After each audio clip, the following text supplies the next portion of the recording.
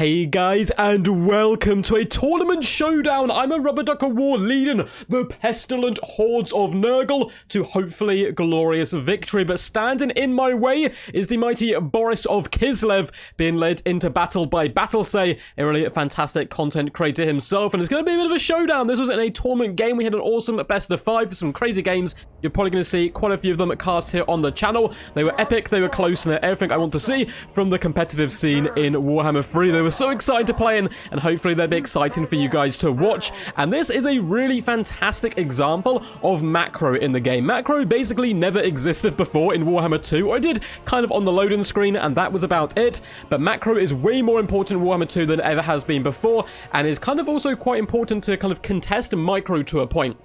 So what do I mean by micro and macro? Micro is all about your reflexes, how fast you can click stuff, how fast you can react with your units and move them around the battlefield. So basically giving orders to your troops is often how we conceive micro, and you'll see a lot of the top players in the Warhammer 2 scene are all micro based because they can really whip units around, get into good positions as quickly as possible and jump at the flanks of your opponent. But macro is kind of the big brain play, it's the big grand scheme, it's the overall strategy, resource management, map awareness and map control. All those things kind of fall under macro, and macro is way more important than it ever has been before. Originally designing your army, that was kind of your macro, and then you moved directly onto micro, but now you need to do a bit of both. And I would even argue micro is a bit harder, not necessarily in the early stages of these games because you don't have huge armies, but in the latter stages when you're also kind of being taxed doing all this resource management, micro becomes way harder than it ever was before. So it's interesting to see how players react to that. But we'll delve more into this as we go into the battle. Let's have a little look at the build. So I have a load of Nurglings, these beautiful little boyos going to be bounding gleefully into battle.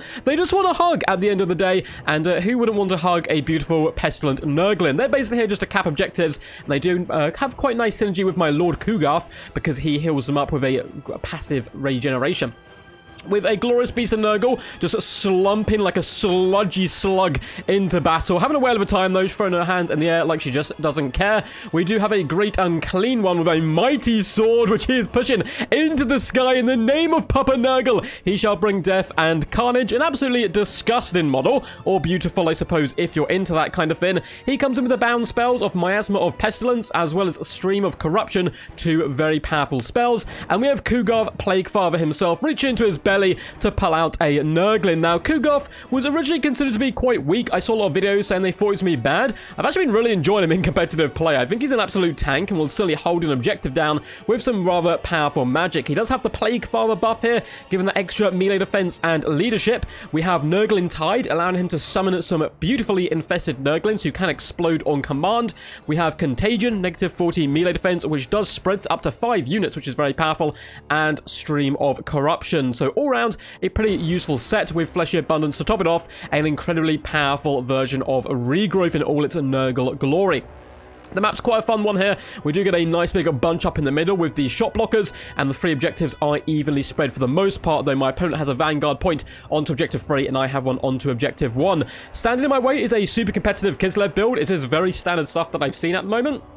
And that's bear sleds. Bear sleds are all the craze at the moment, and I can certainly see why. Bear sleds are a pain in the arse. And here's double light war sled. They will run through your infantry, they will 360 no-scope your lords, and they will look absolutely fantastic as they do so. I've said this in multiple replays, but whoever did the bear animations and designs, give that person a medal and a raise. The army is going to be led by Boris himself. Boris, a lot of people said they didn't think he was going to be super powerful at the start. I think he may actually be slightly more competitive than Constantine in the majority of matchups. Now, obviously there's some where Boris isn't going to be as good, but if you're expecting to fight large targets, bring him on his bear and he will rip and tear them to shreds in the name of the great bear god Urson. Shard Blade is going to be his weapon of choice. He has Stand Your Ground as well as the Fury of Urson, and I think that's about it. Heroic Resilience does make him pretty tanky alongside his armor, which of course again buffs him up when he gets weak, which happens with a lot of the Kislev stuff. With a Patriarch coming with all the juicy buffs that you would expect, melee buffs as well as the regeneration buff. Nice combo there with Boris, and some cheap spears coming in now in a reserve force for my opponent. So without further ado, let's get this army and battle underway. Looks like there's a couple of horse archers as well, which is actually a really nice pick here. There's nothing Nurgle can really do to catch these guys, and Nurglings have 0 armor, and for a rule of thumb, Nurgle don't have great armor across the board. Even the Great Unclean one that only has 40 armor, 70 on Kugath is kind of a luxury most Nurglings cannot afford. So the horse archers going to be a big old pain in my butt. Luckily, I'm launching some shots down range of Kugath, who can work in a quite nice counter skirmishing tool, just because his damage does so much to lightly armored troops, though. Some well played by my opponent there, whipping around the flanks of the mountain to cover their escape and avoid another blast to the face. So the Nurglings charging in. They're pretty pumped up to be here today. I spoke to them before the battle, and they were saying they're just happy to die in the name of the Plague Father, and die they will, because Boris jumps in there, and him and his bear don't really give a damn about some pesky little Nurglings. So we are trying to swarm over him, use the old quantity over quality tactic, and just drag him down to the murky depths. Now, my opponent does a really nice play here. Goes into my chaff, and then pops the Shard Blade, which not only slows but it also does damage. That's a good way of getting rid of Nurglings quickly, who normally can be a bit pesky. So we're going to move the Nurglings on, try to pull them out of this annoying combat against Boris and go for the objective, and use the Great Unclean One and Kugath instead to jump on Boris. We do have some dervishes, light cavalry from my opponent, whipping around the mountain, coming in for the old flank, attempting to pin in my large single entities for Boris to do the damage. Little does he know, I actually really want this fight. Boris may be anti-large beast, but I have 2 of them, and 2v1 normally goes well for the army, which has 2. So we're doing some big damage. Unfortunately, Kugath does like to get distracted quite a bit, of course, and turns around and smashes a Nurgle into the face of the dervishes, unfortunately exposing his rear to Boris, allowing Boris to get in there with some real big damage. We do a stream of corruption, though, to help fend off the dervishes, and in the main fight, we are able to pin in some of the light war sleds. Need to be a little bit more mobile here. They have been able, though, to pin in the beast of Nurgle, and this was my kind of main idea with her. Use her maths to stop chariots. Unfortunately, she stopped the chariots, and then the chariots are just going to kill her because the bears are ripping her to shreds as the guys on top are unleashing their armor-piercing shots into the beast, and the beast is not having a grand day whatsoever. Likewise, there's a load of light infantry starting to flood the central objective, and the majority have spears. We've got some armored troops as well on the approach. Objective 1 is going to be falling into my hands, though. I do summon some Plague Toads of Nurgle, move out to this left-hand side to hold Objective 1. There is some fast-moving horsemen on approach, but I'm simply going to countercharge them and force them into a rather early retreat. I have more Plague Toads being spawned in and Furies to help counteract the horsemen where possible, and I really want to contest this middle objective. At the moment, my opponent is currently winning it. You can see the red does mean pretty bad news for us. My opponent is capturing it there with the little negative red arrow pointing downwards, and with Nurgle, you really want to capture middle objectives because you do not have the best mobility in the game. In fact, you probably have the worst mobility in the game out of any faction, so holding the middle and then contesting one other objective tends to be the way to go. We'll do a stream of corruption down on the Corsairs here. They take some pretty considerable damage, but at the end of the day, a lot of their models have survived, so there's still going to be a menace in the night. Furies do jump some more Corsairs. They do have spears, but hey, Harpies are, they're just basically just doing some general hass, some lovely slow-motion animations here as they rip and tear into the veteran troops here of Kislev. We do have some more armored ones moving in as well, and the Furies are going to suffer far worse fates against them. Yet another stream of corruption goes down. This time we are able to slay some of the spears, and more Harpies can be jumping into their rear. The war sleds really starting to add up damage value-wise. And where's Boris gone? Has he gone for a tactical retreat? Has he fled before the might of Papa Nurgle? It looks likely an Ice Switch or Frost Maiden has been formed onto the battlefield. Good play by my opponent. Looks like Boris is attempting to contest objective number 1, but I have these lovely Nurgling swarms coming from my vanguarded deployment zone hidden amongst the trees here. So we're going to be able to flood onto objective 1 and certainly get into our grubby little mitts, with the horse archers being fended off by Plague Toads as well as Chaos Furies, and Nurglings coming in. Boris may be a beast, but he simply can't stem the tides all by himself. Likewise, it looks like the middle is going to be claimed by us. My opponent does a really lovely play here and comes in with the big air of effect spell by the Ice Mage, which does slow and do damage. And considering Nurgle can't really get out of it very quickly because they're already pretty slow, they can suffer horrendous casualties. You can already see she's up to 18 kills and 750 value off just one spell, and that is the Heart of Winter. The longer you stay in it, the more damage it does, and the more it slows you. And yeah, very nice pick there up against Nurgle in general. Great and Clean One does vomit some stomach acid out of the mouth in the center of his stomach onto some light war sleds and is able to break them. Kugath getting really beaten up here now. He does pop Fleshy Abundance on himself as well as the blessings of the Plague Father, increasing that melee defense and leadership whilst healing himself up. He seems to be having a whale of a time, and the Chaos Furies have just been a pain in the butt. The middle objective is currently ours, but my opponent is starting to wrestle it back. We jump on top of his Frost Maiden with our Furies, looking to assassinate her as quickly as possible after I realize quite how powerful that spell is. It disintegrated my forces in the middle and has put all of the kind of momentum on the side of my opponent, who's now bringing in some more elite troops in the form of the Tsar Guard. Tsar Guard incredibly tanky. We also have some winged lancers floating out to the right to help contest objective 3, which is currently tied between a ferocious snow leopard and my Nurgling, so it does seem like I'm about to lose this objective on the right, and I have just about lost the objective in the middle, which is really bad news for me. Now, Plague Toads are going to be moving forwards, likewise are the Nurglings, and I'm still trying to fight for objective 1, and there's very few factions which can out-blob Nurgle in the middle, but Kislev is one I found can actually pull it off relatively successfully, and that's because Boris can take down these large single entities, and he's doing a fantastic job so far, doing a horrendous amount of damage. I'm constantly trying to 2v1 him, and it's not going too well for in the middle. We have light war sleds bounding around. I'm still popping constant stream of corruptions onto the Tsar Guard, and the Chaos Furies are just trying to pin the enemy off the objective as much as possible. The Ice Maiden has been able to survive the pressure from the Furies, which is really impressive. She's been quite tanky and durable.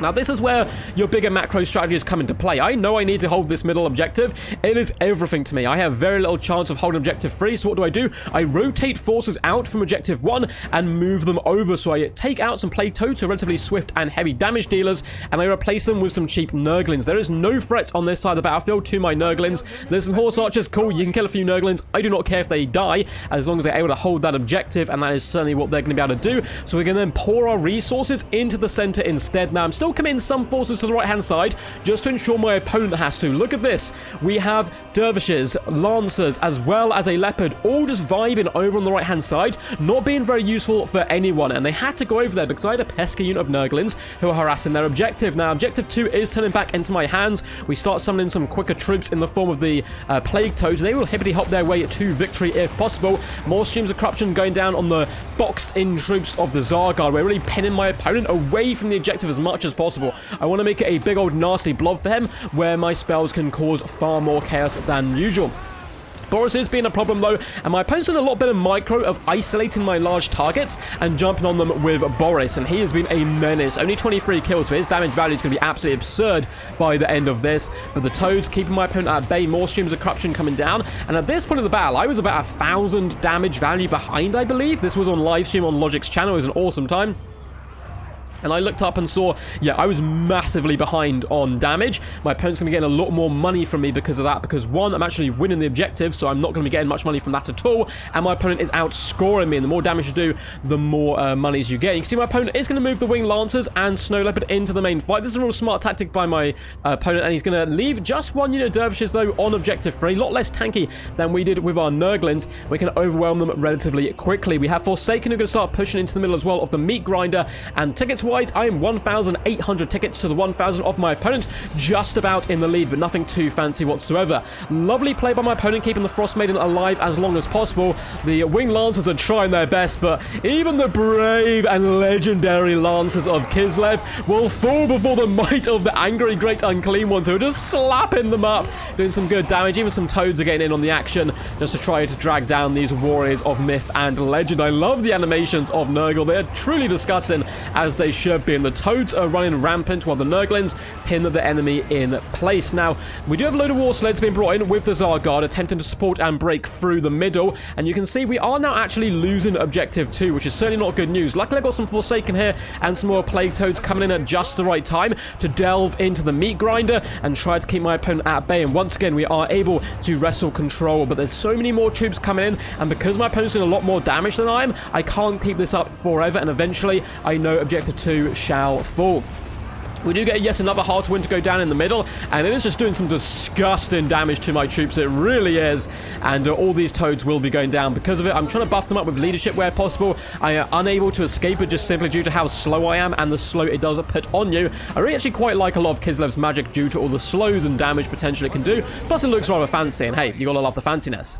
Middle fight, we are starting to lose once more. I do not have a dominant lead yet. I'm just over 1,000 tickets, but not enough that, hey, I can just keep one objective, and that be that. The Chaos Furies can be hunting down the weak Horse Archers where I can, and trying to feast upon these beat-up units as we have more Nurglings and Furies commit to that main blob fight. On the left-hand side, the Nurglings easily going to be capable of dealing with any of these pesky Horse Archers, and my opponent, to kind of try to get his way back in the game, wants to go for the treble cap, so the Tsar Guard will be summoned in, and Tsar Guard are comfortably going to be enough to defeat my two Nurglings. They're quite a nice reinforcement pick by my opponent, and on objective 3, Nothing too crazy is going on. I really want my opponent to fall into this, like, false lull of, like, oh, I've got some dervishes over there. My opponent won't do anything to try and stop them, and I want to jump him at the right time. To pull this off, though, it's going to be quite tough. One unit of Nurglings is not enough to take down the Dervishes, so I summon some Furies to go and lay the path for the Nurglings. We want to jump there, kill the Dervishes, so when the Nurglings arrive, I can start capping straight away, using that speed and mobility of the Furies, despite the fact they can't capture objectives, to help capture them, combining with the Nurglings. Now, the middle fight is going very bad, but this does not mean I'm going to stop pouring some resources into it, because I want to keep my opponent as busy and bunched up as physically possible. He knows he needs all the objectives at this point, and he needs to claim this middle one. So I'm going to have my lords here, I'm going to have these heavy hitters, I'm going to keep going after my opponent's lord, distracting him and just annoying him. We've got Plague Toads in here, we've got Nurglings in here. Look how much more resources my opponent's had to pour into this middle fight than me, just to hold control and really make sure he secures objective 2. And as he's doing this, I'm springing my trap. Objective 1 is mine, and I'm going to be starting to rotate some of my forces from the middle over to that side, and I'm springing my trap. Time to take objective 3 from the clutches of my opponent. Furies are laying the path here, taking down those dervishes as quickly as possible. Looks like they're basically going to break as soon as the Nurglings do arrive. They are fighting to the bitter end, though, becoming unbreakable because they do not bleed blood. They bleed Kislev, just like all of the Kislevites do, holding the line, but it's not going to be enough. We are overwhelming them, and objective 3 shall be ours, with more Nurglings being summoned. Middle fight gone very badly. You can see all our forces are dying. There's a load of war sleds, a load of infantry troops here, and the Nurglings, the last unit standing in the middle, trying to keep the enemy at bay. However, the Plague Father's going to be rotating around and launching some big shots into the Tsar Guard. I actually pull away to the different corners with my units of this little box here, which is the capture zone. And hey, I've got 2 units, you've got 1. I'm just going to run away from you. I don't care.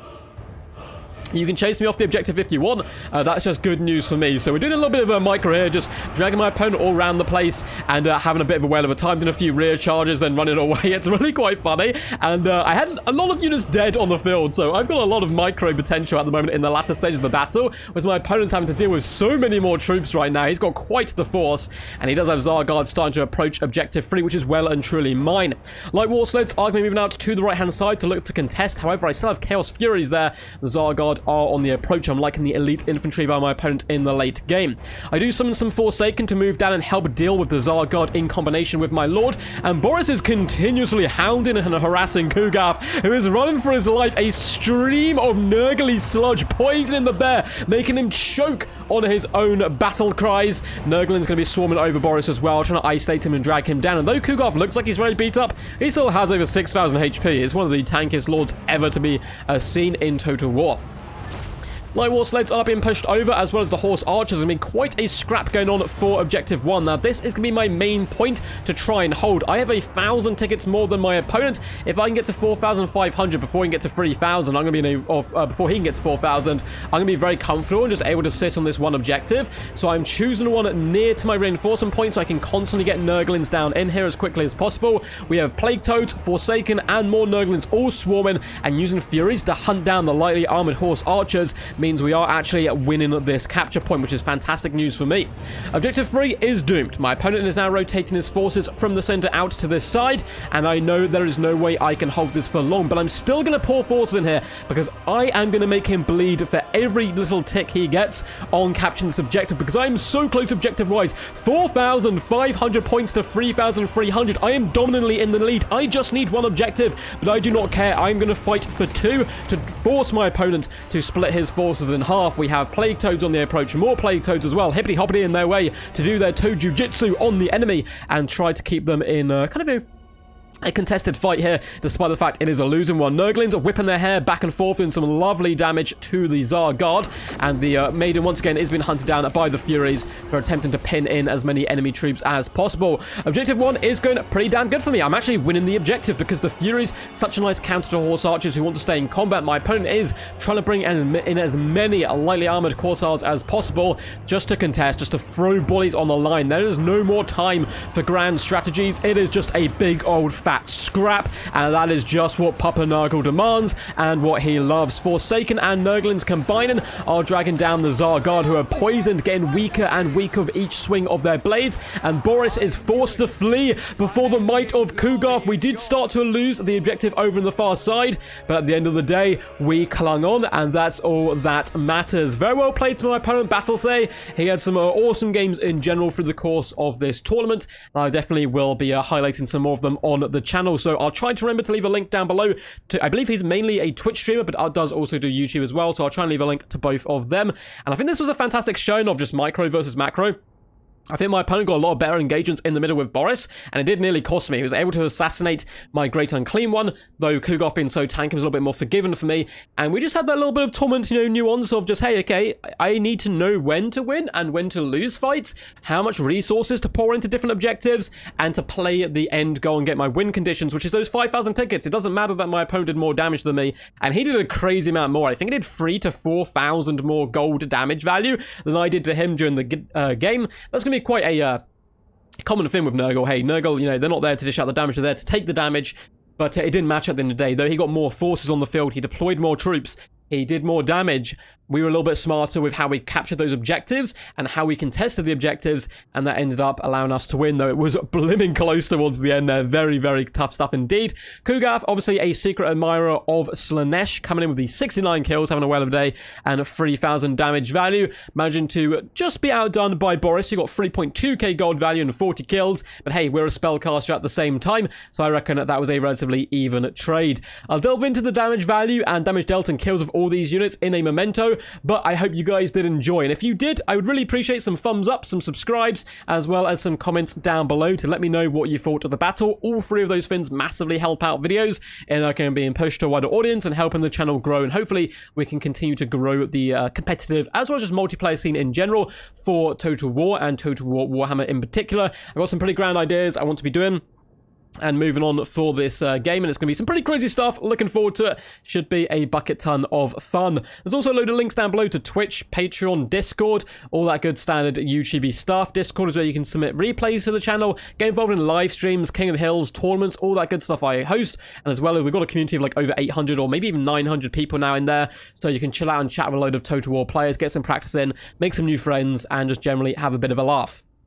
So back to the battle. Once again, well played to Battlesay. He was a nightmare to contest with through the whole tournament. Really kept me on the toes at all times, and we really had to pull it out of the bag. And I think Nurgle have a pretty good matchup up against Kislev.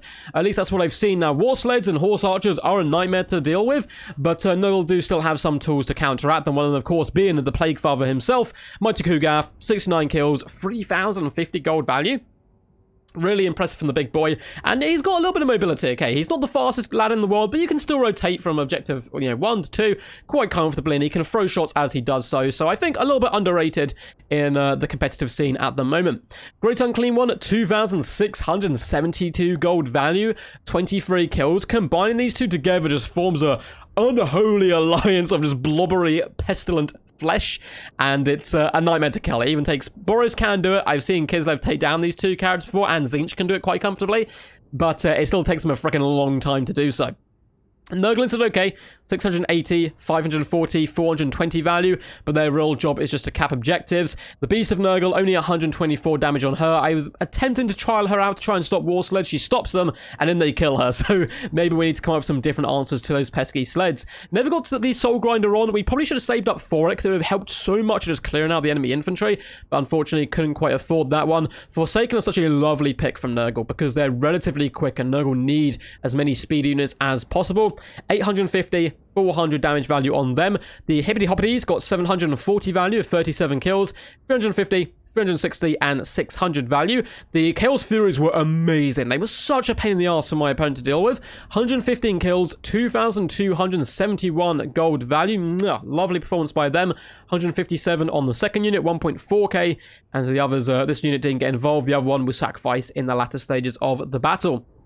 As for my opponent, of course, Boris Urson is an absolute god of war when he comes to fighting these large entities, particularly alongside a Patriarch who can heal him up. 3.2k gold value on him with 40 kills. Only 580 on the Patriarch, who was on horseback today, but came with some nice buffs at the right time. Light war sleds are just 3,000 gold value of 28 kills, 1.3k on the other one. This one was probably summoned multiple times though, but it is so useful to have these fast mobile units. They're war wagons if war wagons were actually good, and I love it.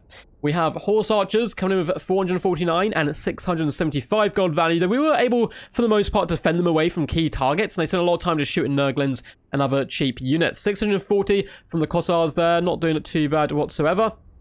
On the reinforcement front, big fan of the Frost Maiden, 1.8k gold value on her, 30 kills. She was certainly a bit of a nuisance. The Tsar Guard, 660, 260, and 157 gold value. Really not performing well at all, and that's because they often came into the game late here to contest objectives. And the one unit who was in the middle just got jumped by so many swarms of just horrible pestilent diseases. Lots of streams of corruption. Didn't have the best of days. War Slaves, 1,000 gold value and 738 on the other two. Winged Lancers were swift, they were brutal, they were brave, but they were defeated. 433 and only 500 gold value on them. Don't mess with the Plague Father messes with you. 1.4k on the Armored Kossars, doing decent work there. 540 on the Snow Leopard, and all the other Kossars got 800, 220, nothing too crazy on the other reinforcing ground troops there for Kislev. Very close game though, really tight for my opponent. I managed to wrestle those objectives off me and get the nice triple cap. I could have been in trouble, although I was just also, I believe, summoning some reinforcements to push the middle again, once again try to stretch my opponent's army as much as physically possible. Hope you guys enjoyed this one. Until next time, peace, and as always, stay awesome.